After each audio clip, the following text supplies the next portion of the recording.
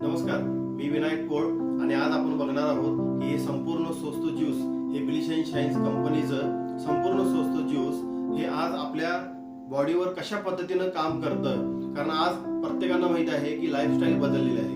आज मार्केटमध्ये जे खाणं पिणं मिळत आहे ते सगळं केमिकल युक्त मिळत आहे. पण आज आपण जे काही केमिकल युक्त आपल्या बॉडीमध्ये टाकत आहोत, घेत आहोत, तर ते आपण आपल्या बॉडीमधून रिमूव्ह कशा पद्धतीने करू शकतो, म्हणजे ती जे टॉक्सिन्स आपल्या बॉडीमध्ये साठलेला आहे ते आपण कशा पद्धतीने बाहेर काढू शकतो, तेच आपण एक डेमो आपण बघणार आहोत की हे ज्यूस आपल्या शरीरावर कशा पद्धतीने काम करतं.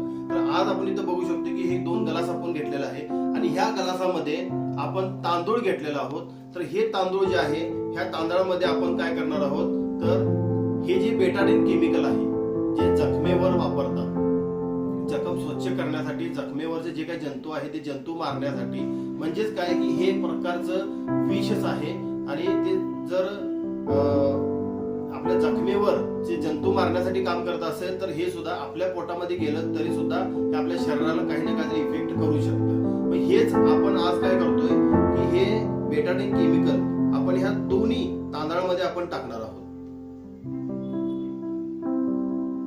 आणि हे दोन्ही तांदळामध्ये आपण टाकल्यानंतर तुम्ही बघू शकताय की हे बेटाडीन केमिकल आपण टाकल्यामुळे हे तांदळाची हालत ही काय झालेली आहे की एक तांदूळ जसं स्वच्छ आहे तसंच आपलं शरीर सुद्धा स्वच्छ होतं. पण आपण खाणं पिणं आपल्या शरीरामध्ये टाकल्यामुळं काय झालेलं आहे, आपले शरीर सुद्धा अशा पद्धतीचं हे घाण झालेलं आहे, टॉक्सिन्सनं भरलेलं आहे. मग आज आपण इथं बघू शकतोय की हे ज्या पद्धतीने तांदूळ हे घाण झालेलं आहे,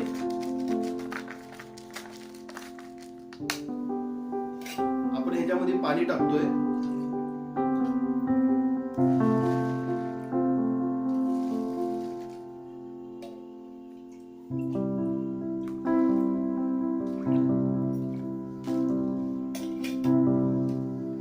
आता ह्याच्यामध्ये मी पाणी टाकलोय, पण पाण्यामध्ये पाणी टाकल्यामुळं तांदूळ हे स्वच्छ व्हायला पाहिजे.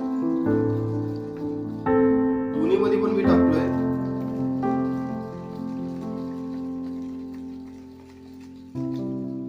तर इथं तुम्ही बघू शकताय की हे जे तांदूळ आहे हे हाय असं टॉक्सिन्स युक्त आहे, म्हणजेच हे घाण आहे, म्हणजे हे स्वच्छ होत नाहीये. ह्याच्यामध्ये पण बघितलं तर हे सुद्धा तांदूळ हे घाणच आहे. मग आपण काय करणार आहोत, तर एकामध्ये आपण हे संपूर्ण स्वस्त ज्यूस हे आपण टाकणार आहोत.